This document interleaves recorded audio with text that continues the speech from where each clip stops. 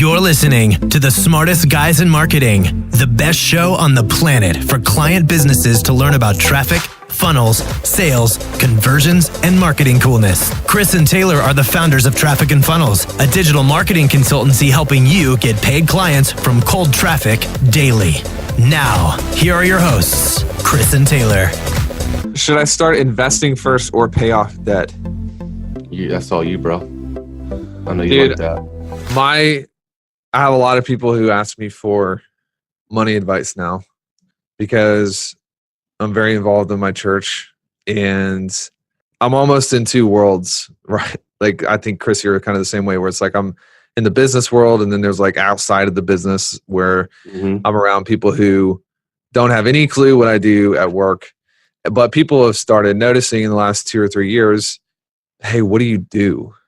Like, why do you keep bringing Teslas to church? Like, are you borrowing them? Like, hey, what are you doing with your life? Like, they don't understand that I'm not a full-time musician. I just do it on the side. And so I've developed friendships, and I think people are starting to ask me all the time. And my number one advice, which is going to probably make half of you hate me, just happened the other day. Someone was like, hey, I just got 10 grand. What should I do with it? And I said, don't pay off any debt.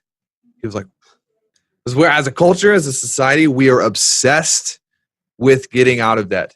Obsessed. This is my thing, is like, when it comes down to it, I would rather carry debt and use that free cash flow to improve my skill set. Your greatest asset is not a debt-free existence. Your greatest asset is your ability to produce income whenever you want it, whenever you need it. And so my advice to him was, take the 10K, put it in your bank account, leave it for a good 6 months, because you are emotionally connected to being poor. All your identity is wrapped up in like not having money. Yeah. So you have to actually give yourself time to see, yeah, I got 10K in a bank account. Don't spend any of it.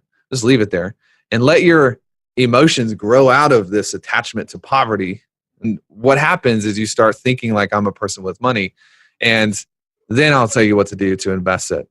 So 100%, like, I think that paying off debt is like something you should do out of an overflow of a skill set, not something that you should be in bondage to and trying to pay it off as soon as you can. Like, nah, man, like, if you're worried about paying off debt, your asset's broke up here. So take the free cash flow, go improve your asset up here.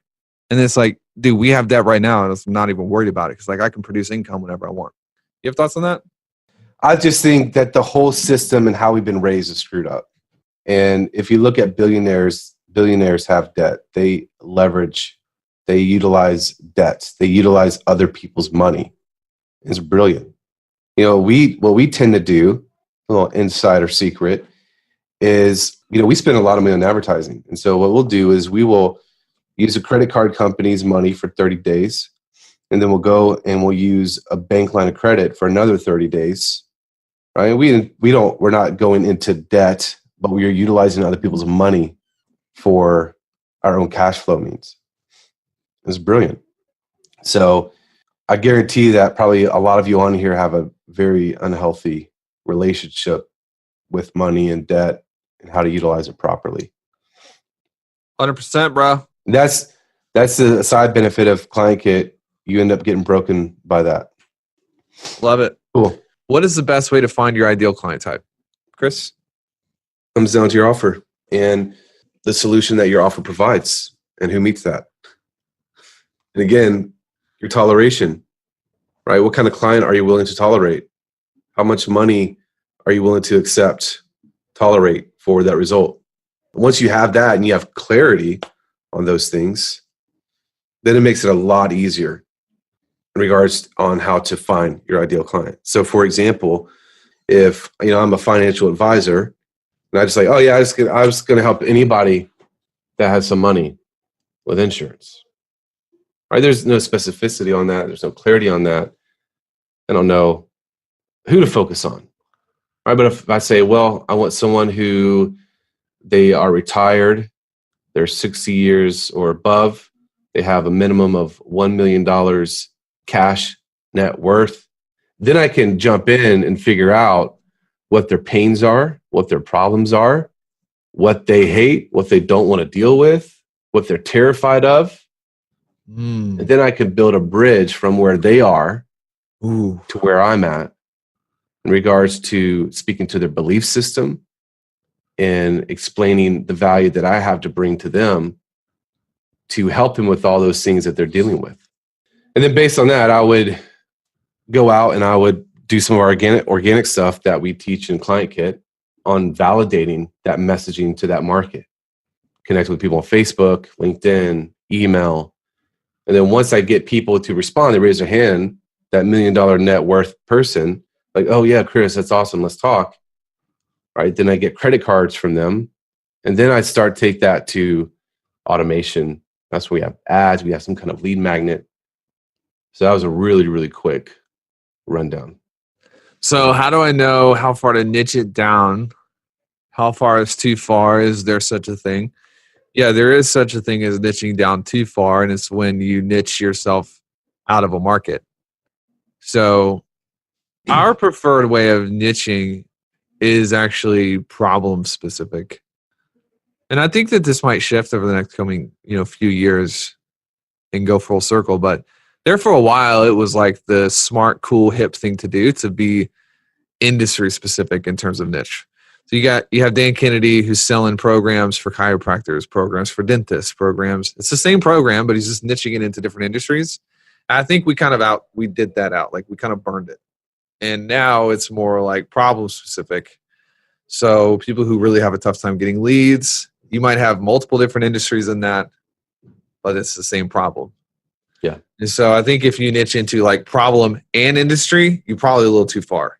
Because then there's going to be like maybe 10 people, unless it's like a massive industry, massive problem. Just kind of depends.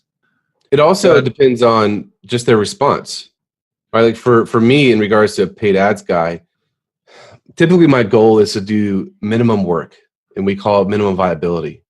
So if I'm going to a brand new market, I want to put some of the minimum. Like I have assumptions about that market.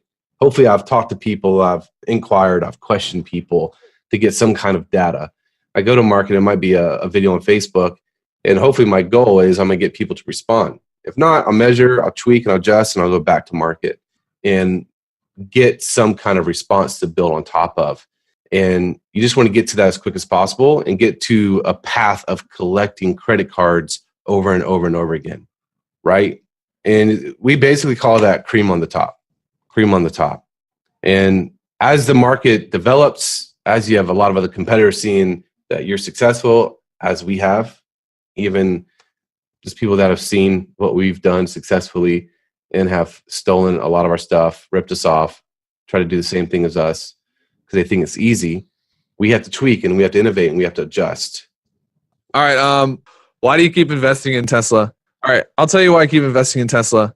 When John Rockefeller first stumbled upon oil, he started selling it. He got into the business of production. When someone can control production, they can become very rich and very successful, but they're not safe because someone else can come in and compete with you on production. When he started buying railroads, he became a conglomerate. He became unstoppable. He became a force that no one could dethrone because he owned distribution and production. So a business can own distribution. You can compete with them. All right, FedEx and UPS are competitors. A business can own production. You can compete with them. Okay, Walmart and Target are producers. A business owning production and distribution, you got Amazon, are going to take over the whole market. Does that make sense? You with me? Yeah. So Rockefeller owned oil. He owned the railroads. He could go and put every other oil maker out of business and say, you cannot use my railroads. He owned the market. All right, so Tesla's not a car company. Tesla's battery storage that happens to make cars. The owner of Tesla also owns Solar City. He also owns SpaceX. Solar City is production. Tesla is storage. And the supercharger network that covers the whole of the United States, there's $5 billion of infrastructure in the superchargers. He owns distribution. So he owns the creation of power. Solar City can go create power from solar. What do they pay to do that? How many of you know how much you pay the sun to produce energy? Anybody want to guess? 0. He's creating energy from the sun and he's selling it to other companies. So he owns production, storage, and distribution. So Even if the Tesla car company doesn't work out, like Tesla's still going to make it because they're not a car company. They're a technology battery storage company. That's my bet.